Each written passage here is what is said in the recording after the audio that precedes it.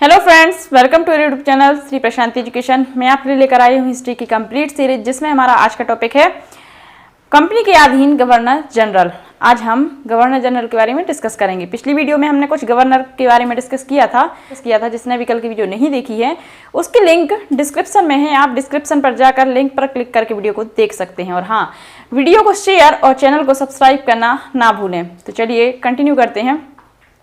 देखिए, कल हमने गवर्नर के बारे में डिस्कस किया था। तो प्रथम गवर्नर किसे बनाया गया था? लॉर्ड क्लाइव को। 1757 में इसे गवर्नर बनाया गया और 1760 तक इसका कार्यकाल चला, है ना। और इसको दोबारा गवर्नर कब बनाया गया था? 1765 से लेकर 1767 तक। 1765 में इसे दोबारा गवर्नर बनाया गया और इसका कार्यकाल कब तक चला? 1767 तक। और इसके शासनकाल में जब यह 1757 में गवर्नर बना तो उसी टाइम प्लासी का युद्ध हुआ था, जिसका नेतृत्व किसने किया था? रॉबर्ट क्लाइव ने किया था, है ना। इसके बाद देखिए, अब 1760 और 65 के बीच में कोई गवर्नर रहा होगा। तो 1760 में वंशीटार्ट को गवर्नर बनाया गया। वंशीटार्ट को कब? 1760 में गवर्नर बनाया गया। कब तक? 1765 तक इनका कार्यकाल रहा। और इनके शासनकाल में 1764 में बक्सर का युद्ध हुआ था। किसके शासनकाल में? वंशीटार्ट के शासनकाल में, है ना। इसके बाद जो गवर्नर बनाया गया वो कौन था? वेरेस्ट को अगला गवर्नर बनाया गया। और उनका शासनकाल कब से? देखिए, इनको 1767 में गवर्नर बनाया गया और इनका कार्यकाल कब तक चला? 1767 से लेकर 1769 ईस्वी तक इनका कार्यकाल चला, है ना। इसके बाद अगला गवर्नर किसे बनाया गया था? कार्टियर को अगला गवर्नर बनाया गया। कार्टियर को 1769 ईस्वी में गवर्नर बनाया गया था। 1769 से लेकर 1772 ईस्वी तक इनका कार्यकाल रहा, है ना। गवर्नर के पद पर रहे थे ये। इसके बाद अगला गवर्नर कौन बनाया गया? Warren Hastings. देखिए, जो रॉबर्ट क्लाइव था प्रथम गवर्नर बंगाल का, उसने द्वैध शासन की शुरुआत की थी। जब वह गवर्नर बना तो उसने द्वैध शासन की शुरुआत की थी, है ना। और अब देखिए, कार्टियर के बाद अगला गवर्नर कौन बनाया गया? वॉरेन हेस्टिंग्स को गवर्नर बनाया गया। वॉरेन हेस्टिंग्स पहले देखिए, जब वह ब्रिटेन से भारत आया तो वह क्लर्क के रूप में आया था, कंपनी के क्लर्क के रूप में भारत आया था।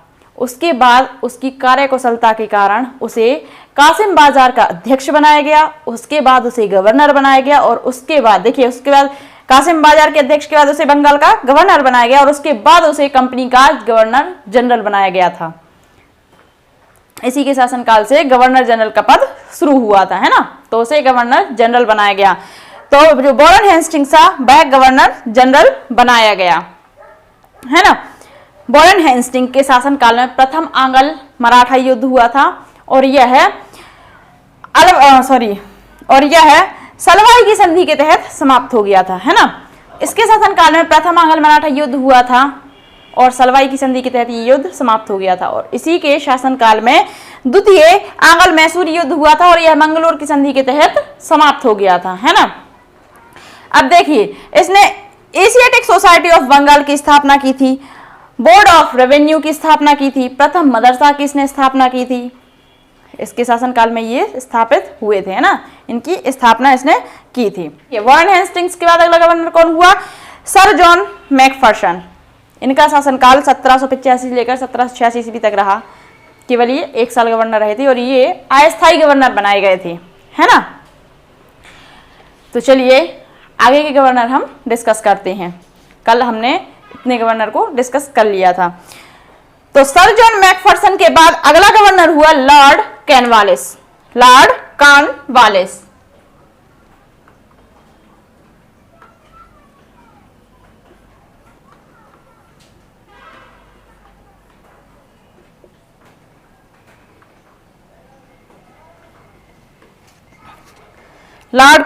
अब लॉर्ड कॉर्नवालिस का टाइम पीरियड कब से कब तक रहा?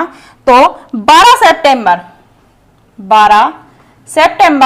1786 से लेकर 12 सितंबर 1786 से लेकर 28 अक्टूबर 1793 तक 28 अक्टूबर 1793 तक इनका टाइम पीरियड रहा, है ना। इनका शासनकाल 86 में इन्हें गवर्नर जनरल बनाया गया, उसके बाद इन्हें 1793 तक ये गवर्नर जनरल के पद पर रहे थे।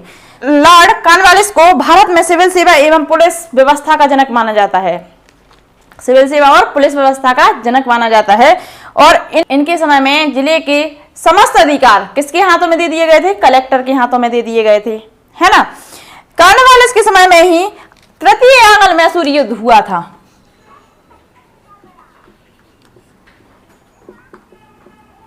तृतीय एंग्लो मैसूर युद्ध हुआ था। देखिए 1790 में ये युद्ध शुरू हुआ था, कब तक चला था? 1792 ईस्वी तक चला था। किसके शासनकाल में हुआ था? लॉर्ड कॉर्नवालिस के शासनकाल में हुआ था, है ना। किसके बीच में हुआ था? तो अंग्रेज और टीपू सुल्तान के बीच में हुआ था। इस युद्ध में टीपू सुल्तान की हार हुई थी और एक संधि के तहत ये युद्ध समाप्त हो गया था। श्री रंगपट्टनम की संधि के तहत ये युद्ध समाप्त हो गया था।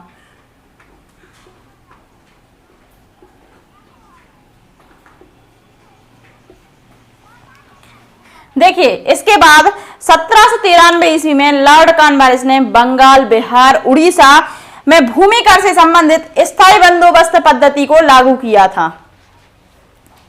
1793 में कौन सी पद्धति लागू की थी? स्थायी बंदोबस्त पद्धति। स्थायी बंदोबस्त पद्धति को लागू किया था बंगाल, बिहार और उड़ीसा में, है ना। भूमि कर से संबंधित ये स्थायी बंदोबस्त पद्धति को कब? 1793 में लागू किया गया था। देखिए इसके तहत जमींदारों को अब भू राजस्व का लगभग 90% किसको? कंपनी को देना पड़ता था। इस पद्धति के तहत लगभग 90% किसको? कंपनी को देना पड़ता था और 10% केवल अपने पास रख सकते थे, है ना। 90% तो कंपनी को देना पड़ता था, 10% केवल अपने पास रख सकते थे। देखिए लॉर्ड कॉर्नवालिस ने पुलिस थाने की स्थापना की थी।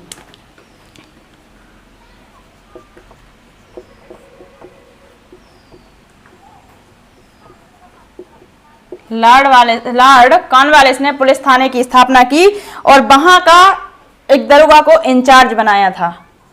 तो इसी के शासनकाल से पुलिस व्यवस्था और सिविल सेवा की शुरुआत की गई थी। कॉर्नवालिस को 4 प्रांतीय न्यायालय सेवा का जनक माना जाता है। 4 प्रांतीय न्यायालय सेवा का जनक माना जाता है।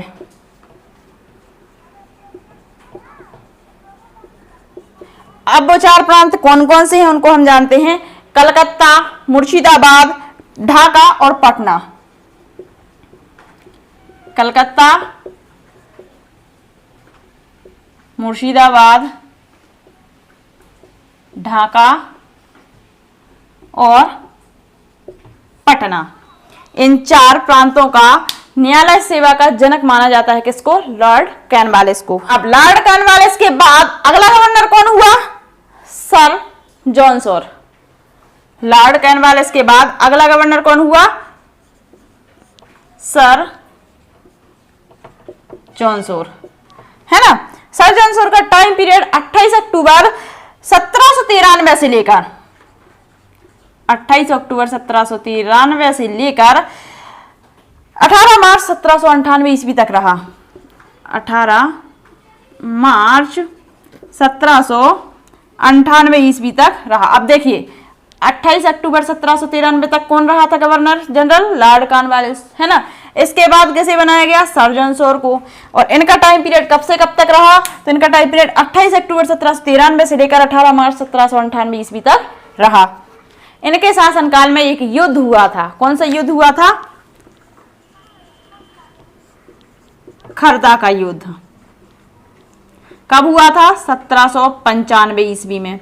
किसके बीच में हुआ था? निजाम और मराठा के बीच में। निजाम और मराठा के बीच में ये युद्ध हुआ था। 1700 1793 ईस्वी में एक चार्टर एक्ट पारित किया गया था।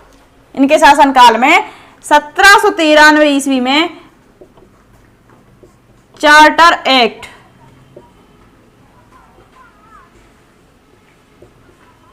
पारित किया गया था। देशी राज्यों के प्रति हस्तक्षेप की नीति अपनाई थी किसने? सर जॉन सॉर ने। देखिए, एक पहला तो खरदा युद्ध और दूसरा जो इन्होंने नीति अपनाई, कौन सी? तटस्थता की नीति या फिर कहें हस्तक्षेप की नीति अपनाई थी, है ना। ये दो महत्वपूर्ण घटनाएं मानी जाती हैं सर जॉन सॉर के काल की।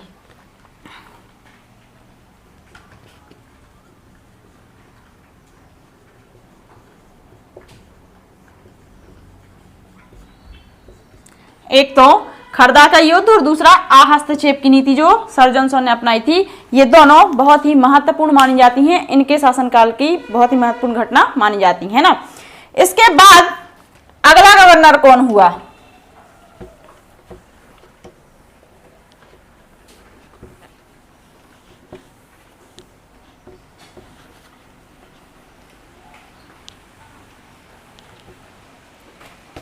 सर जॉन सॉर के बाद अगला गवर्नर कौन हुआ? Sir Alured Clark.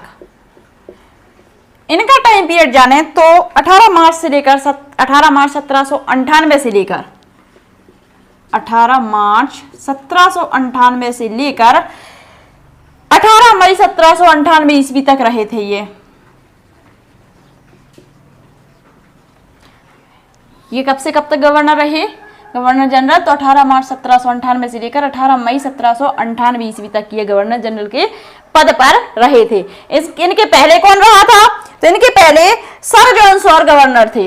Governor general के पद पर सर जॉन सॉर थे, है ना। इनके बाद सर जॉन सॉर के बाद सर अलर्ड क्लार्क गवर्नर के पद पर नियुक्त हुए थे, गवर्नर जनरल के पद पर नियुक्त हो गए थे। देखिए, ये अस्थायी गवर्नर बनाए गए थे, अस्थायी गवर्नर जनरल बनाए गए थे। अब इनके बाद अगला गवर्नर जनरल कौन बना? तो लॉर्ड वेलेजली।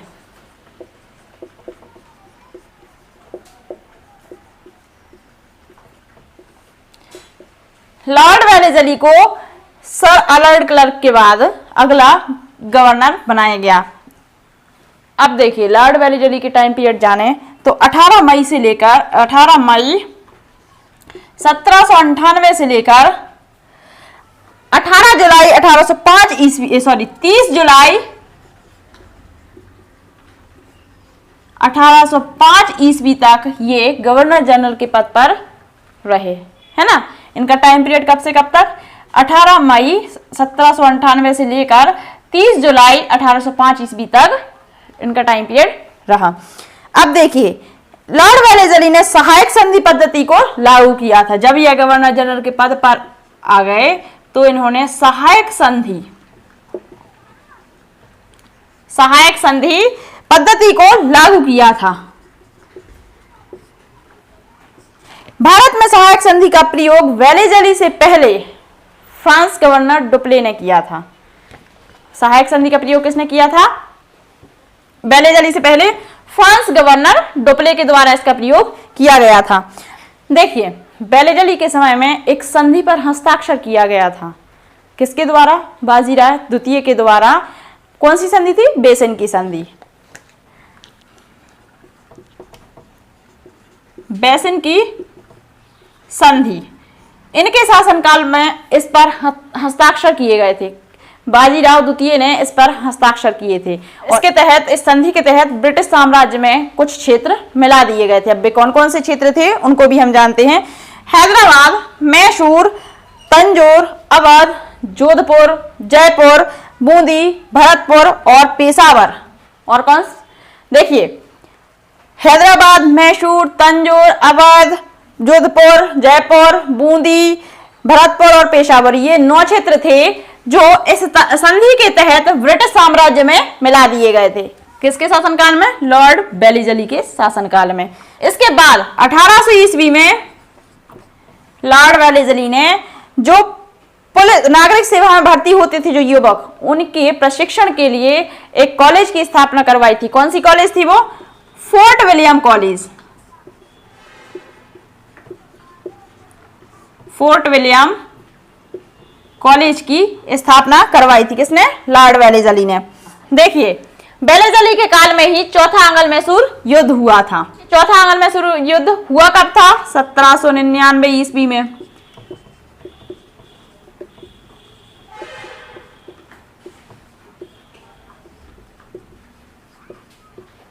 किस किस के बीच में हुआ था? तो वही जो तीसरा युद्ध हुआ था अंग्रेज और टीपू सुल्तान के बीच में।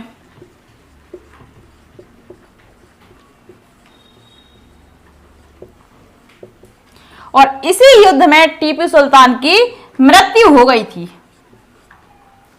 इसी युद्ध में, चौथा आंग्ल मैसूर युद्ध हुआ था, उसी में टीपू सुल्तान की मृत्यु हो गई थी और ये युद्ध समाप्त हो गया था, है ना। तो 1799 में ये युद्ध हुआ था और उस समय गवर्नर जनरल कौन था? Lord Wellesley. तो देखिए, सर अलॉर्ड क्लार्क, है ना, इनका टाइम पीरियड 18 मार्च 1798 से लेकर 18 मई 1798 ईस्वी तक रहा, है ना। ये अस्थायी गवर्नर जनरल के रूप में नियुक्त किए गए थे। इनके बाद अगला गवर्नर जनरल कौन हुआ? Lord Wellesley. इनका टाइम पीरियड 18 मई 1798 से लेकर 30 जुलाई 1805 ईस्वी तक इनका शासनकाल रहा, है ना। इन्होंने सहायक संधि, जब यह गवर्नर जनरल के पद पर आए तो इन्होंने सहायक संधि पद्धति अपनाई।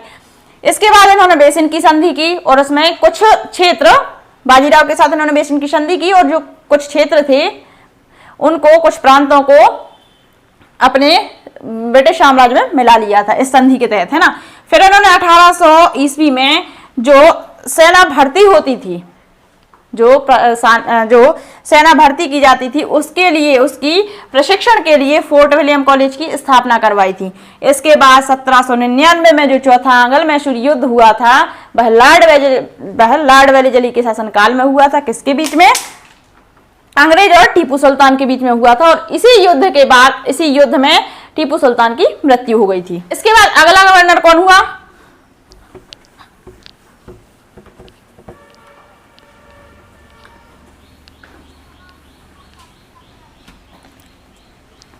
देखिए, लॉर्ड वेलेजली के बाद अगला गवर्नर हुआ लॉर्ड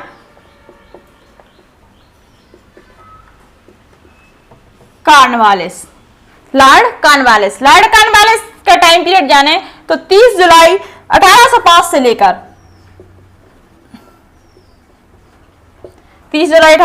लेकर 5 अक्टूबर 1805 ईस्वी तक, 5 अक्टूबर 1805 ईस्वी तक इनका टाइम पीरियड रहा, है ना। इसके पहले भी ये एक बार गवर्नर जनरल के पद पर रह चुके हैं।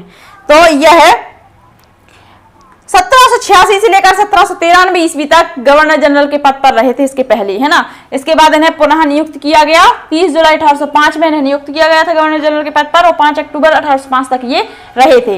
हालांकि 1805 में लॉर्ड कॉर्नवालिस का जब दूसरा कार्यकाल शुरू हुआ तो शीघ्र ही उनकी मृत्यु हो गई थी। दूसरा कार्यकाल शुरू हुआ तो उनकी मृत्यु हो गई थी, है ना। तो उसके बाद अगला गवर्नर किसे बनाया गया? अगला गवर्नर जनरल किसे बनाया गया? सर जॉर्ज बारलो को। सर जॉर्ज बारलो को अगला गवर्नर बनाया गया। इनका टाइम पीरियड 10 अक्टूबर 1805 से लेकर 10 अक्टूबर 1805 से लेकर 31 जुलाई 1807 तक, 31 जुलाई 1807 तक। 10 अक्टूबर 1805 में इन्हें गवर्नर जनरल के पद पर नियुक्त किया गया। किसे? सर जॉर्ज बारलो को, है ना। और 31 जुलाई 1707 तक इनका कार्यकाल रहा। अब देखिए, इनके काल में कुछ प्रमुख कार्य भी हुए और घटनाएं घटी, उनको भी हम जानते हैं। तो 1805 में राजपुर घाट की संधि, और यह संधि हुई किसके मध्य थी?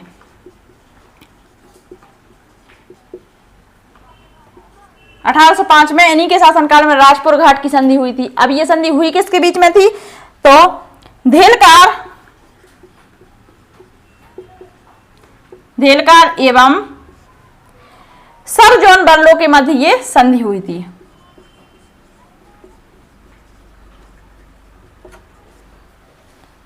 देखिए 1805 में हुई थी ये संधि, कौन सी? राजपुर घाट की संधि, है ना। धेलकार एवं सर जॉन बर्लो के साथ के मध्य ये संधि हुई थी। इसके बाद 1806 ईस्वी में, देखिए 1806 में बेल्लोर में सिपाही विद्रोह, 1806 में सिपाही विद्रोह हुआ था, कहां? बेल्लोर में। और इनके काल की ये महत्वपूर्ण घटनाओं में से एक थी, इनके काल की महत्वपूर्ण घटना मानी जाती है। कौन सी? बेल्लोर में सिपाही विद्रोह, ये इनके काल की महत्वपूर्ण घटना मानी जाती है। सर जॉन बर्लो के बाद अगला गवर्नर जनरल के पद पर कौन बैठा? तो लॉर्ड मिंटो।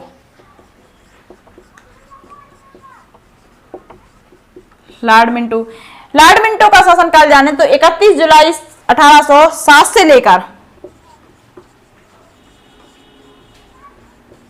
लेकर क्योंकि इसके पहले कौन था? सर जॉन बर्लो था। 4 अक्टूबर 1813 तक।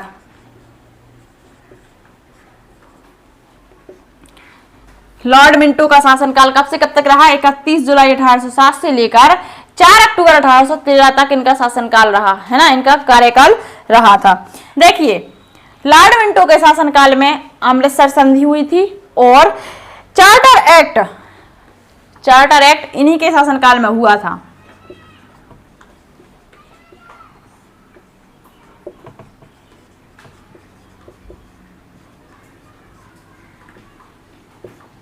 चार्टर एक्ट इन्हीं के काल की महत्वपूर्ण घटना थी, है ना। अमृतसर संधि, अब देखिए अमृतसर संधि हुई कब थी? अमृतसर संधि 25 अप्रैल 1809 में किसके मध्य हुई थी? रणजीत सिंह और लॉर्ड मिंटो के मध्य ये संधि हुई थी, जिसकी मध्यस्थता मैटकॉक ने की थी। देखिए 25 अप्रैल 1809 में अमृतसर की संधि हुई थी, किसके बीच में हुई थी? रणजीत सिंह और लॉर्ड मिंटो के बीच में। रणजीत सिंह और लॉर्ड मिंटो के बीच में ये संधि हुई थी और इसकी मध्यस्थता करवाई किसने थी? मैटकॉक ने। इसकी मध्यस्थता किसने की थी? मैटकॉक ने की थी। 1813 का चार्टर एक्ट मिंटो के काल में ही पास हुआ था। देखिए जो चार्टर एक्ट पास हुआ था वह कब हुआ था? 1813। ये किसके काल में पास हुआ था? लॉर्ड मिंटो के काल में ही चार्टर एक्ट पास हुआ था। तो देखिए लॉर्ड कॉर्नवालिस, लॉर्ड वेलेस्ली के बाद बना था लॉर्ड कॉर्नवालिस। 30 जुलाई 1805 में इन्हें नियुक्त किया गया था। 5 अक्टूबर 1805 तक ये पद पर इन्होंने कार्य किया। जब इन्हें नियुक्त किया गया तो उसी के बाद इनकी मृत्यु हो गई थी। इसके बाद अगला गवर्नर जनरल कौन बनाया गया? Sir John Barlow. इनकी नियुक्ति कब की गई? 10 अक्टूबर 1805 में की गई थी और 31 जुलाई से 1807 तक ये इस पद पर रहे थे। इसके बाद देखिए इनके शासनकाल में कुछ घटनाएं हुई। 1805 में राजपुर घाट की संधि हुई थी, किसके बीच में? धेलकार एवं सर जॉन बार्लो के बीच में। और 1806 में बेल्लोर में सिपाही विद्रोह भी इन्हीं के शासनकाल में हुआ था। इसके बाद अगला जो गवर्नर बनाया गया कौन? लॉर्ड मिंटो को बनाया गया, गवर्नर जनरल बनाया गया। किसे? लॉर्ड मिंटो को। इनके 31 जुलाई 1807 में इन्हें गवर्नर जनरल के पद पर नियुक्त किया गया और 4 अक्टूबर 1813 तक ये इस पद पर रहे थे। इनके शासनकाल में अमृतसर की संधि हुई थी, कब हुई थी? 25 अप्रैल 1809 में हुई थी। किसके बीच में हुई थी? लॉर्ड मिंटो और रंजीत सिंह के बीच में हुई थी। इनके शासनकाल में चार्टर एक्ट पास किया गया था, कब? 1813 में पास किया गया था, है ना। और ये संधि हुई थी जो उसकी मध्यस्थता मैटकॉक ने की थी। किसने की थी? मैटकॉक ने। आज की वीडियो में बस इतना ही। आगे के गवर्नर जनरल हम नेक्स्ट वीडियो में डिस्कस करेंगे। Thank you. अगर आपको वीडियो पसंद आई हो तो वीडियो को लाइक करें, चैनल को सब्सक्राइब करें, बेल आइकन को प्रेस करना ना भूलें ताकि आने वाला नोटिफिकेशन आपको मिलता रहे, और वीडियो को अधिक से अधिक शेयर करें। प्लीज वीडियो को अधिक से अधिक शेयर करें।